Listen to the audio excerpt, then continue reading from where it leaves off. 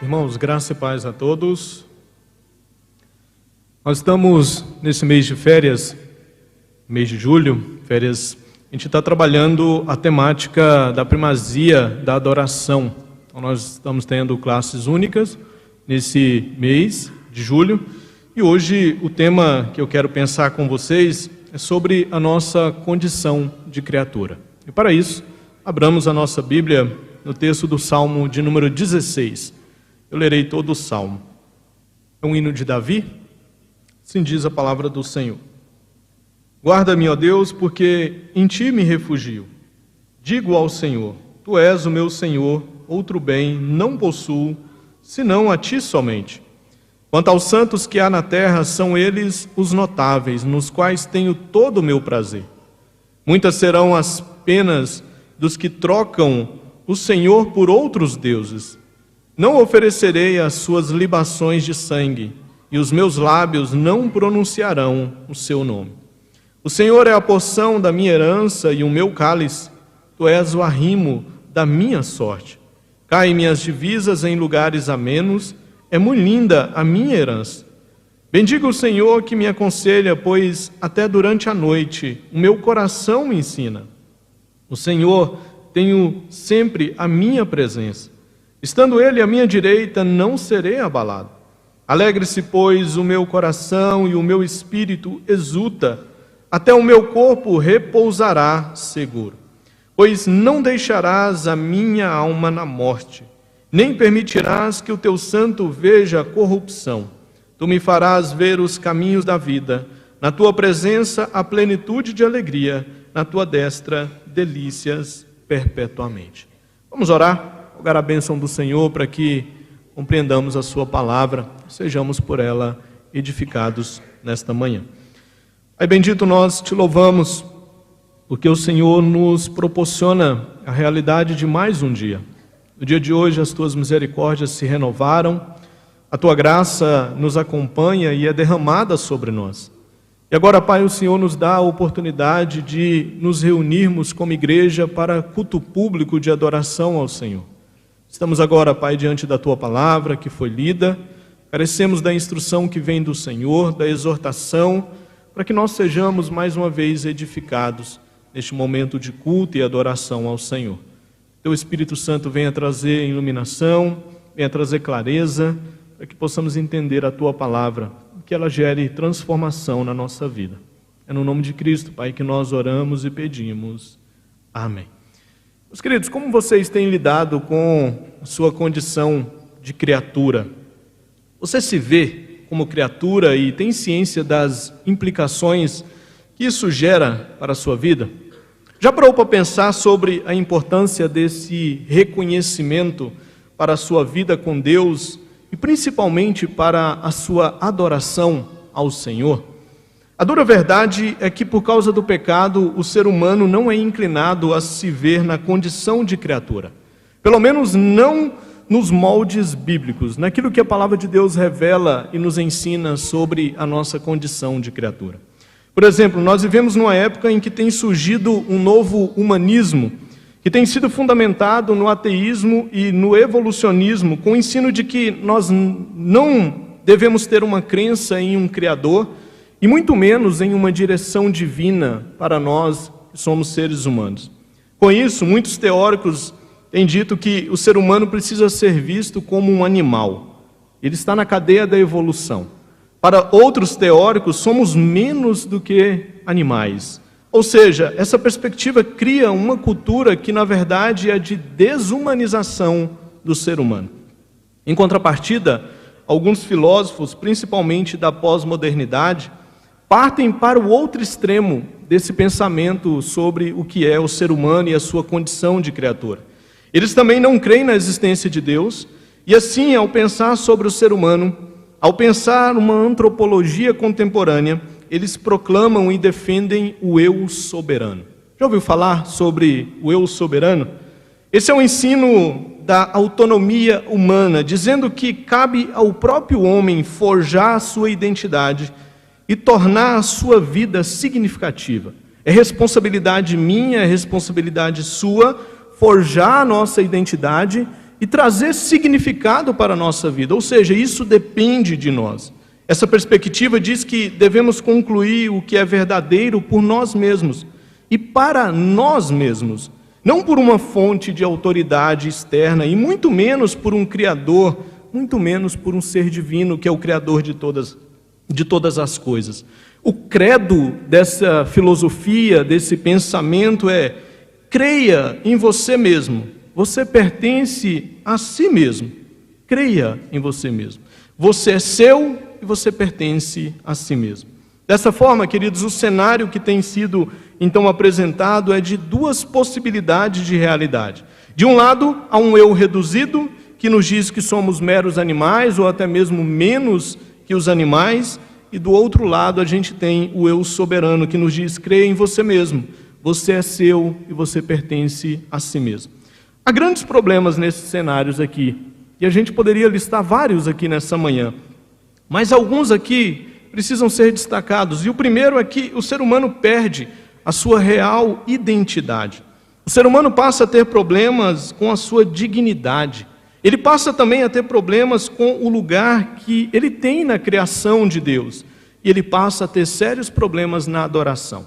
O ser humano, por ser um ser religioso, ele não vai deixar de adorar, mas ele vai direcionar a sua adoração para locais errados. Quando ele não reconhece a sua real condição de criatura, como criatura de Deus Pai, ele então vai direcionar a sua adoração para locais errados.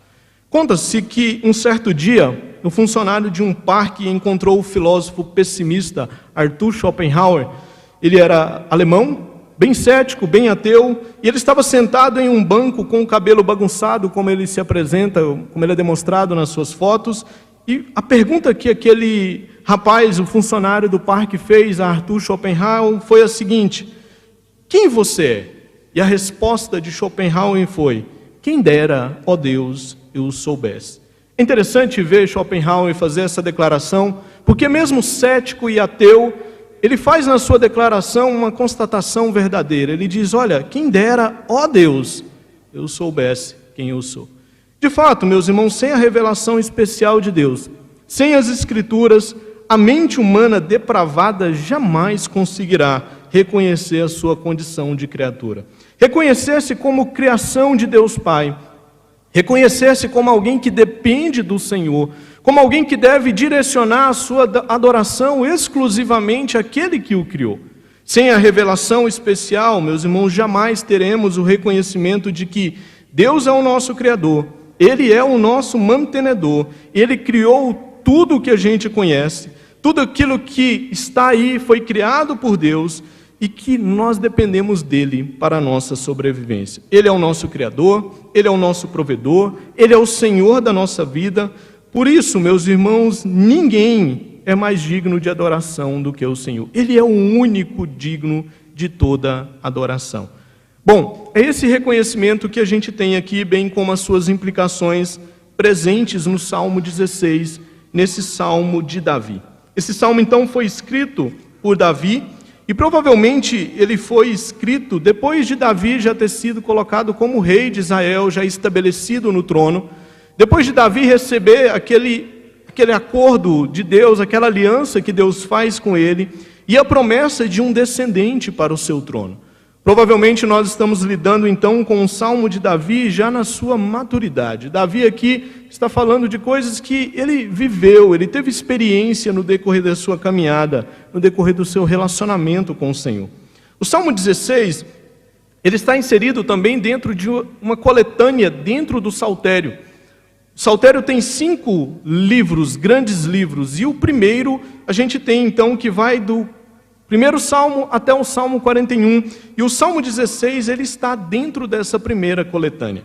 Ele representa para nós o ponto alto de progressão que vai do tolo, desdenhoso, no Salmo 14, que declara que Deus não existe. Ele passa então pelo suplicante do Salmo 15, que pergunta quais são os requisitos para entrar na casa do Senhor, até o alegre adorador do Salmo 16, que sabe que não há vida sem Deus. Por isso ele se rende e ele se devota inteiramente ao Senhor. Portanto, irmãos, nós estamos diante de um salmo de confiança, que é expressa através de uma oração, e que posteriormente foi organizado dentro do cânon, organizado dentro dessa coletânea dos salmos como um hino. Nós temos aqui então, nesse salmo, o salmista sozinho falando com Deus, em intimidade com o Senhor, e ele fala do domínio do seu Criador sobre a sua vida. Esse salmo também foi escrito de maneira didática, com o objetivo de nos ensinar a confiar no Senhor, a nos ver como dependentes inteiramente daquele que nos criou, pois na nossa condição de criatura, nós dependemos daquele que nos criou. E isso ficará claro nas declarações que são feitas por Davi nesse salmo, que eu quero então passar a pensar e destacar com vocês nessa manhã. A primeira pode ser vista do verso 1 até o verso 4, e nesses versos nós veremos que Deus é o protetor, e Ele é o nosso bom Senhor. Primeiro, veja comigo o versículo 1, e olha como Davi inicia a sua oração ao Senhor. Ele diz: guarda-me, ó Deus, porque em Ti me refugio. Davi começa a sua oração aqui expressando a sua fé no Senhor, e ele faz isso com esse pedido, com essa oração. Davi pede, irmãos, para ser guardado por Deus, porque ele reconhece que refúgio de verdade, segurança de verdade, somente pode ser encontrado no Senhor. Por isso que ele vira para o Senhor e diz: olha, guarda-me, ó Deus, porque em Ti a minha alma se refugia. Em Ti eu encontro verdadeira segurança e proteção para a minha vida. Davi sabia muito bem que verdadeira segurança vem do Senhor. Talvez Davi estivesse enfrentando algum problema, algum perigo muito grave na sua caminhada. Nós não sabemos qual é esse perigo, e o Salmo não deixa claro para nós esse contexto no qual Davi está inserido, mas fazendo uma inferência lá do versículo 10, provavelmente envolvia o perigo de morte, porque lá Davi termina o Salmo falando sobre a realidade da morte. Por isso ele clama ao Senhor para que ele pudesse então ser guardado por esse Deus. Ligado a esse pedido no verso 2, Davi passa então a fazer duas belíssimas declarações sobre o Senhor. Vejam comigo o versículo 2, quando ele diz: olha, digo ao Senhor, Tu és o meu Senhor, outro bem não possuo senão a Ti somente. Percebam que primeiro ele declara que Deus é o seu Senhor. Essa declaração inicial aqui demonstra que Davi não tinha problema com o senhorio de Deus sobre a sua vida. Ele não se via como uma propriedade sua, mas ele se via como propriedade do Senhor. Ele está andando aqui na contramão daquilo que os pensadores da pós-modernidade, do nosso mundo contemporâneo têm pensado. Davi não se via como alguém que era, como se ele fosse dele mesmo. Davi se via aqui como do Senhor, e ele diz que Deus é o seu Senhor. Ou seja, ele se via como alguém que é propriedade desse Deus. Isso nos ensina, meus irmãos, que nós não somos de nós mesmos. Como criatura, nós somos do Senhor. Ele é o nosso Criador, Ele é o nosso mantenedor, Ele é aquele que providencia o que é necessário para a nossa existência, Ele é o Senhor da nossa vida e Ele é o nosso Salvador. Nós só estamos aqui nessa manhã porque Ele tem providenciado tudo o que é necessário para a nossa existência, para a nossa continuidade. Davi faz a segunda declaração ainda no verso 2, dizendo que o Senhor é o seu único bem. Além de ser Senhor, Ele é um bom Senhor, Ele é o único bem.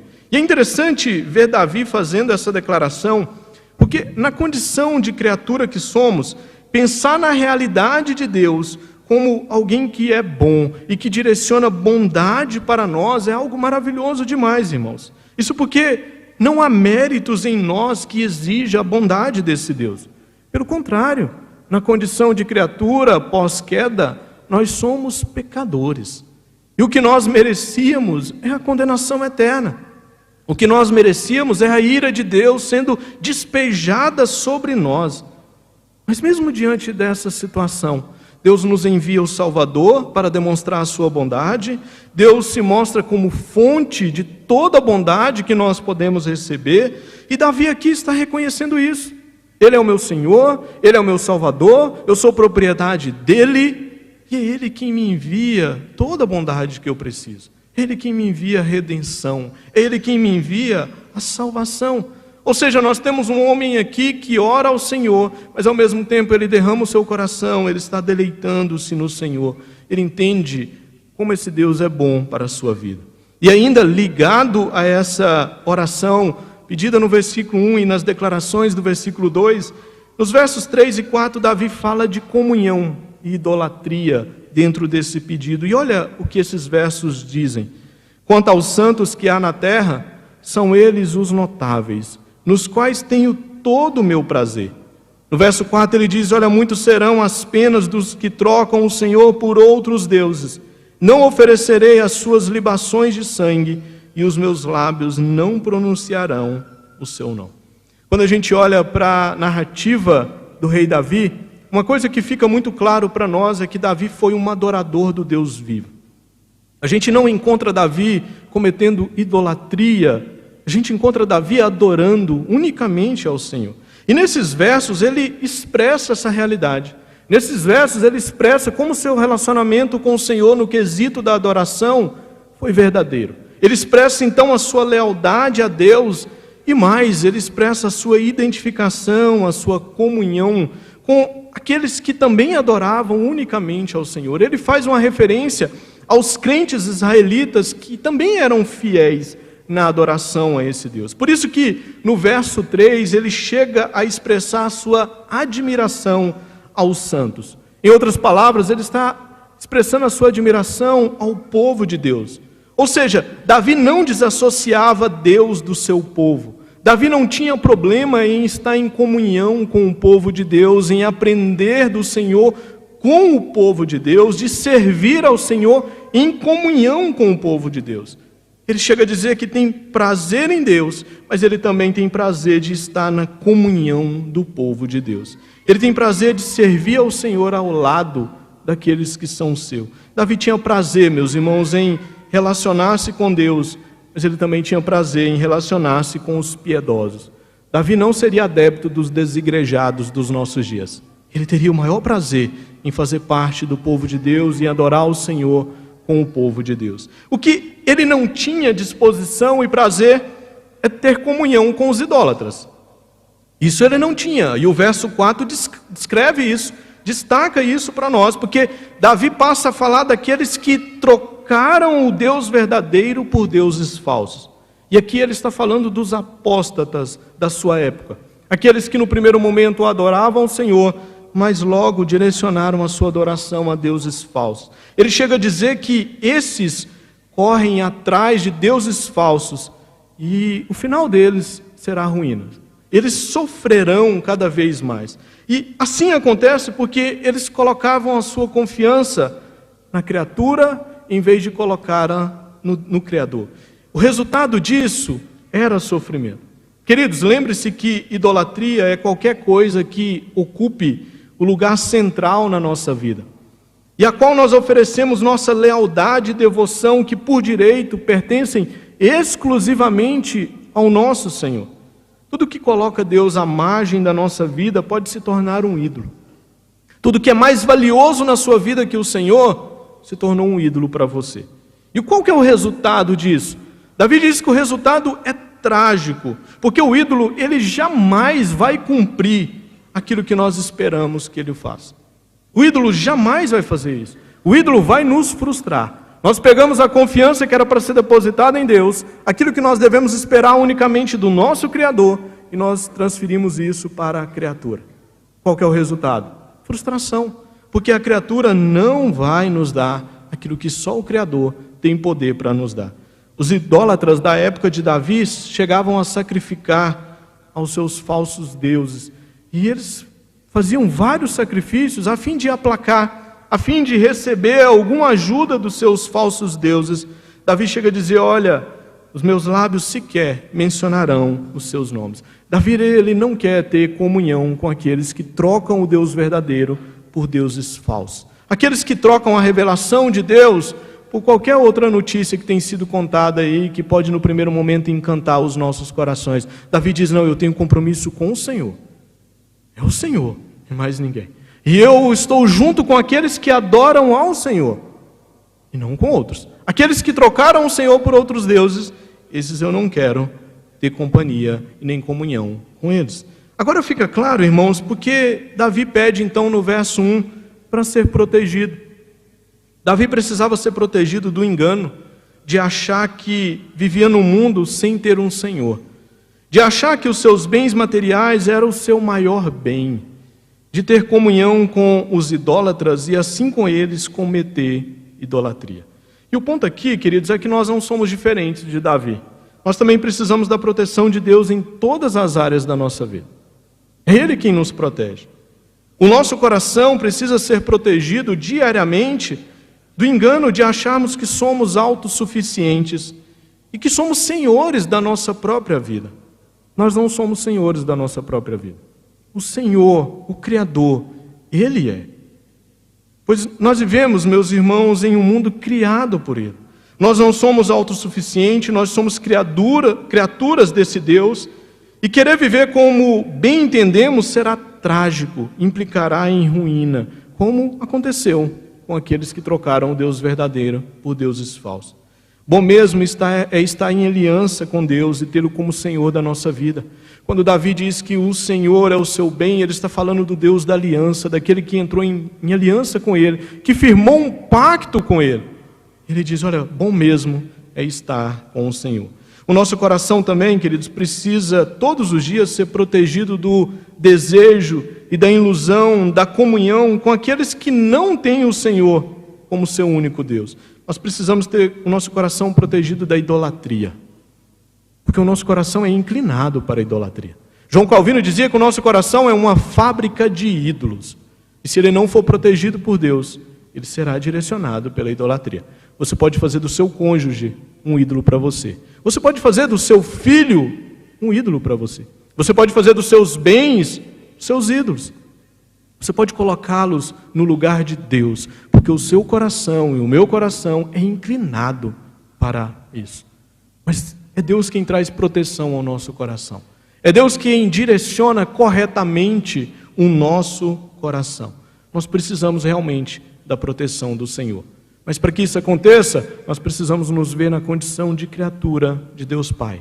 Desse Deus que nos criou, que nos sustenta e que nos direciona. Davi continua ainda, agora nos versículos 5 e 6, e agora ele passa a falar de Deus como a nossa porção. Olha o que a gente tem aí nesses dois versos. O Senhor é a porção da minha herança e o meu cálice. Tu és o arrimo da minha sorte. Caem minhas divisas em lugares amenos. É muito linda a minha herança.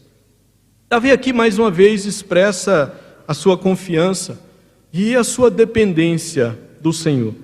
Ele declara que Deus é a porção da sua herança, o seu cálice e o arrimo da sua sorte. Aquele que lhe proporcionava segurança, suporte. Ele diz, é o Senhor que é tudo isso para mim. A declaração de Davi aqui, queridos, ela é surpreendente por dois motivos. Primeiro, são palavras de um homem que tinha muitas riquezas. Nós estamos falando de um rei, e ele era muito rico. Porém, mesmo com esse status, mesmo com a condição, mesmo com os bens que Davi possuía, ele deixa claro que os seus olhos e o seu coração não se apegavam às riquezas que esse mundo pode oferecer. Pelo contrário, Davi diz, olha, é o Senhor que é a minha porção, é o Senhor que é a minha providência. Herança de verdade eu tenho no Senhor. Eu não dependo dessas coisas para sobreviver, mas eu dependo do Senhor para sobreviver. Por isso que ele vem e diz, olha, o Senhor é a minha porção, o Senhor é o meu cálice, o Senhor é o arrimo da minha vida. Davi aqui também expõe algo que é espantoso, porque Davi não era da tribo de Levi, mas aqui ele está se comportando como um levita. Vocês sabem bem que a tribo de Levi foi aquela que não recebeu terras quando entrou ali na terra prometida. Não houve divisão de terras para a tribo de Levi. Essa tribo, o próprio Senhor prometeu que ele seria a sua porção. Era ele que iria providenciar o sustento, era ele que iria guardar esse povo. E é dessa maneira que Davi se comporta aqui. Para ele era o Senhor a sua maior bênção, o bem mais precioso. Em outras palavras, Davi não confiava nas suas riquezas, mas ele diz, olha, a minha confiança está no Senhor. Eu quero viver como os levitas vivem, que dependem do Senhor. Davi não está dizendo que a gente não pode ter bens, que a gente não pode ter propriedades, que a gente não pode ter riquezas. Não. Mas o que ele está mostrando para nós é que o nosso coração não pode se apegar a isso, confiar nisso, pois a nossa porção de fato é o Senhor. E aqui a gente tem um contraste com aquilo que ele fala no versículo 4. Enquanto os idólatras corriam atrás de falsos deuses, depositavam a esperança nos deuses das nações vizinhas, a fim de serem abençoados, Davi tinha a sua confiança exclusivamente naquele que é verdadeiramente a sua porção. Como é bom ouvir isso, irmãos. Como é bom ouvir essa declaração. Nas mãos do Senhor está a nossa vida. O seu passado está nas mãos do Senhor. O seu presente está nas mãos do Senhor. E o seu futuro? Ele também está nas mãos do Senhor. Ele é a nossa porção, meus irmãos. É Ele quem dirige a nossa vida, é Ele quem derrama sobre nós as suas bênçãos maravilhosas, imerecidas. Nós não as merecemos, mas Ele age com bondade para conosco. Ele é o Criador e Ele é aquele que providencia. Ele é o nosso provedor, providencia o que é necessário. Versículos 7 e 8, Davi continua e ele passa a dizer que Deus nos ensina estando sempre conosco. Olha o que dizem esses versos aí: bendigo o Senhor que me aconselha, pois até durante a noite o meu coração me ensina. O Senhor tenho sempre a minha presença, estando Ele à minha direita, não serei abalado. Agora, o que a gente tem aqui nesses versos é uma expressão de louvor do salmista. O Senhor é louvado por ser o conselheiro do salmista e por estar sempre ao lado do salmista. De tal forma que, em obediência às suas instruções, Davi chega a declarar que ele não seria abalado. Isso nos mostra que Deus não somente nos mantém dando para nós o que é necessário para a sobrevivência física. Ele vai além. Ele também nos abençoa com o seu conselho e sabedoria. O que seria de nós se não tivéssemos a instrução do Senhor para a nossa vida? Nós estaríamos aí mergulhados nesse monte de mentiras que o nosso mundo tem propagado. Mas nós temos o conselho do Senhor, nós temos a instrução do Senhor, nós temos a verdade absoluta de Deus para a nossa vida. A palavra de Deus foi revelada, foi preservada, chegou até nós e nessa manhã nós temos o privilégio de meditar e de ser instruídos por ela. É sobre isso que Davi está dizendo aqui, por isso ele louva ao Senhor. Ele reconhece a dignidade de Deus em ser adorado, porque ele diz: o Senhor me aconselha. Até mesmo à noite, antes de dormir, eu medito na tua palavra, eu medito na tua lei, eu aprendo do Senhor. Davi sabia que estava sendo guiado por Deus. E ele diz: olha, dessa forma, eu jamais serei abalado. É claro, queridos, que isso não significa ausência de dificuldades, porque até mesmo por meio delas, o Senhor nos ensina. E vocês sabem bem disso.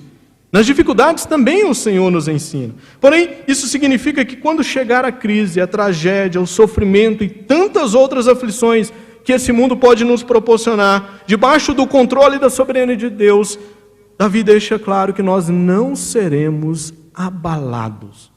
É essa a convicção do salmista. Martim Lutero, comentando esse salmo, diz que aquele que tem Deus sempre diante dos olhos, como seu conselheiro, como seu instrutor, recebe um coração tão destemido que até a cruz e os sofrimentos são aceitos com bom ânimo, porque são instruídos pela lei do Senhor, são instruídos pela palavra de Deus. Por fim, na continuidade, versículos 9, 10 e 11, Davi agora passa a falar de Deus como a nossa alegria e a nossa esperança. Vejam comigo, primeiro os versos 10 e 11. Quando ele diz: olha, pois não deixarás a minha alma na morte, nem permitirás que o teu santo veja corrupção, tu me farás ver os caminhos da vida. Na tua presença a plenitude de alegria, na tua destra delícias perpetuamente. Eu pulei o 9 diz: alegra-se, pois, o meu coração e o meu espírito exulta, até o meu corpo repousará seguro. Nesses versos aqui, Davi termina lidando com a realidade da morte para as criaturas de Deus. Nós precisamos reconhecer a nossa condição de criatura, mas tem um elemento na nossa condição de criatura que é indigesto para nós. Qual elemento é esse? A morte. Se vê na condição de criatura, é ter a consciência de que a morte chegará. E mesmo se não se vê na condição de criatura, ela também vai chegar. E é interessante, e aqui a gente precisa dizer que diante da realidade da morte, mesmo estando ela distante ou próxima de nós, aqueles que não vivem uma vida diante de Deus, reconhecendo-se como criatura de Deus, podem ter todos os tipos de reações e emoções, mas jamais terá alegria e jamais terá esperança. Já participou de um ofício fúnebre, de um velório de um não cristão? Ali tem tudo, irmãos, menos alegria e esperança. Isso você não verá lá. Tem tudo, menos alegria e esperança. Mas o que o salmista está dizendo aqui para nós? Ele está dizendo para nós que aqueles que abraçam a sua condição de criatura do Deus vivo, reconhecem a sua dependência de Deus, entregam o corpo a esse Deus com alegria e esperança. É isso que o salmista está declarando no encerramento desse salmo. No verso 9, ele expressa então a alegria do seu coração por saber que, mesmo sendo um mortal, o seu corpo estará seguro nas mãos de Deus e assim repousará seguro. No verso 10, ele diz que o motivo de tal alegria é porque Deus não deixará a sua alma na morte, nem permitirá que o teu santo veja corrupção. Essa declaração de Davi aqui, no primeiro momento, é espantosa. Ela também é misteriosa. E o motivo é claro, Davi morreu. Ele foi sepultado. E o seu corpo viu sim corrupção. Seu corpo viu corrupção. E não apenas Davi, mas todos os crentes do Antigo Testamento morreram. E os seus corpos também viram corrupção. E ainda hoje, pessoas continuam morrendo, cristãos continuam morrendo, e os seus corpos continuam vendo corrupção do sepulcro. Será que Davi estava errado aqui na sua declaração? Será que Davi não se enganou agora no final do Salmo 16? Será que Davi agora não encontrou um empecilho para colocar em crise quando a gente reconhece a nossa condição de criatura? É claro que não, irmãos. Davi de fato morreu, ele percorreu o destino de toda a carne, e como profeta ele pôde cantar o Salmo 16, mas ele o fez como um profeta do Senhor. Mas ele não era o verdadeiro cantor desse salmo. Sabe quem foi o grande cantor desse salmo, queridos? E é por causa dele que nós podemos crer que isso se aplicará na nossa vida. Sabe quem foi o verdadeiro cantor desse salmo? Sabe quem foi o grande salmista? Foi aquele que foi concebido pelo Espírito Santo, aquele que nasceu da Virgem Maria, aquele que sofreu sob Pôncio Pilatos, aquele que foi crucificado, morreu e foi sepultado. Mas ele não foi abandonado ali no sepulcro. A sua carne não recebeu corrupção. É para esse que Davi está profetizando. E é nele que tal realidade se aplicará na nossa vida. É nele que faz sentido ter alegria e esperança diante da morte. Os apóstolos do Novo Testamento, especialmente Pedro, lá no seu sermão, no dia de Pentecostes, Atos 2, do 29 ao 33, fala desse texto. Ele diz, olha, Davi falou sobre isso e Cristo é o cumprimento da profecia de Davi. Em Atos 13, 36, é Paulo quem dá testemunha do cumprimento de tal profecia se cumprindo em Cristo. Eles consideraram, irmãos, esse salmo como messiânico, tendo essa parte final como uma profecia que tem o seu cumprimento no Messias. Joey Wigney, comentando esse salmo, enfatiza que Jesus entoava salmos quando ele entra naquela última semana ali em Jerusalém, aproximando-se da sua via dolorosa, e o Salmo 16 foi cantado pelo nosso Redentor ali naquela última semana.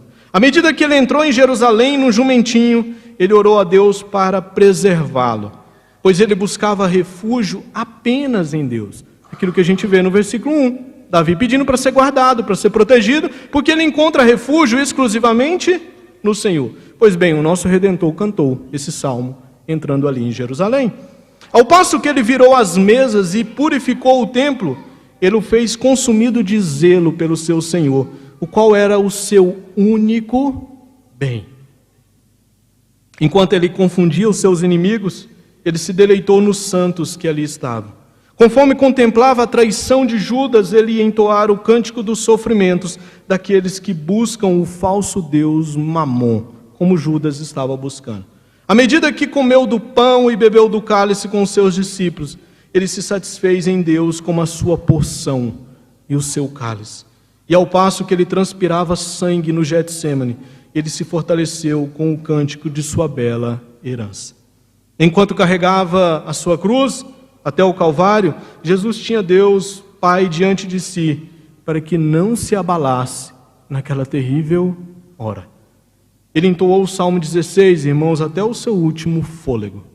Jesus cantou o Salmo 16. Por isso que ele foi transformado em um cântico para o povo de Israel. Então veio a morte. O seu corpo foi colocado no sepulcro, todavia ele não estava fadado ao destino de toda a carne. Pelo contrário, queridos, Jesus estava formando um novo caminho para todos aqueles que nele creem. Aquele que entregou sua própria vida por nós tinha poder para tomá-la. Ele veio para abrir um caminho que conduz à vida, aos prazeres eternos, à destra de Deus, não apenas para si mesmo, mas para cada ovelha de seu rebanho. Jesus é as primícias da colheita da ressurreição. É Ele, meus irmãos, que tem poder para que a morte não tenha a palavra final sobre a nossa vida. É por causa dele que nós podemos então cantar a parte final desse salmo, no verso 11, quando ele diz: olha, tu me farás ver os caminhos da vida, na tua presença a plenitude de alegria, na tua destra delícias perpetuamente. Em Cristo Jesus, meus irmãos, que nós podemos crer no amanhã. De fato, a alegria e esperança para o cristão, até mesmo em face da morte. Porque a morte não será e não terá a palavra final para a nossa vida. Aplicações, queridos. Queiramos ou não, gostemos ou não, somos criaturas de Deus. E na condição de criatura, nós precisamos reconhecer que Deus, o Criador, o mantenedor de toda a sua criação, é quem nos dá tudo o que precisamos para a nossa existência. Como narra o texto de Atos 17, o apóstolo Paulo, no seu discurso em Atenas, com o seu espírito revoltado, em face da idolatria dominante ali naquela cidade, ele anuncia o Deus Criador para aqueles que o ouviam. E ele diz que Deus não estava longe daqueles que o ouvem, pois nele vivemos, nos movemos e existimos. Nele vivemos, nos movemos e existimos. Abracemos, irmãos, a nossa condição de criatura de Deus Pai. Mas faça isso com a consciência de que Deus tem suprido a nossa vida. Deus é o doador para a nossa vida. Abrace os limites da sua condição de criatura, pois foi Deus quem as colocou sobre nós. E assim, meus irmãos, Ele o fez para que nós dependamos dEle. Dependa do Senhor na sua condição de criatura. Quando a enfermidade chegar, dependa do Senhor. Clame ao Senhor. Rogue as misericórdias do Senhor. Rogue a cura que pode vir do Senhor. Rogue a paz para o seu coração que vem do Senhor. Quando a cura chegar ou quando ela não vier. Você é criatura de Deus Pai. Dependa do Senhor. Ele permitiu essas limitações, irmãos, para que nós dependamos realmente dEle. É dEle, meus irmãos, que vem todo o sustento que nós precisamos. Sejamos gratos ao Senhor na condição de criatura. Gratidão faz parte, está no cerne da nossa condição. É Deus, meus irmãos, quem nos dá a vida, o ar e todas as coisas que nós precisamos. Você só está aqui nessa manhã porque Deus te fez estar aqui, dando vida, o ar que você está respirando aí, a energia que você tem para ouvir esse sermão, tudo vem do Senhor. Deus nos amou de tal maneira que Ele deu o seu Filho a nós. E em Cristo Jesus nós somos salvos e temos a esperança de vida eterna. Mesmo na condição de criatura tão limitada como nós temos, nós recebemos o que nós precisamos do Senhor. Adoremos então unicamente a esse Deus. Aqueles que se veem na condição de criatura e abraçam essa condição, se vendo como criatura de Deus Pai, adorarão unicamente a este Senhor, e não outro. Que Deus assim nos abençoe. Vamos orar?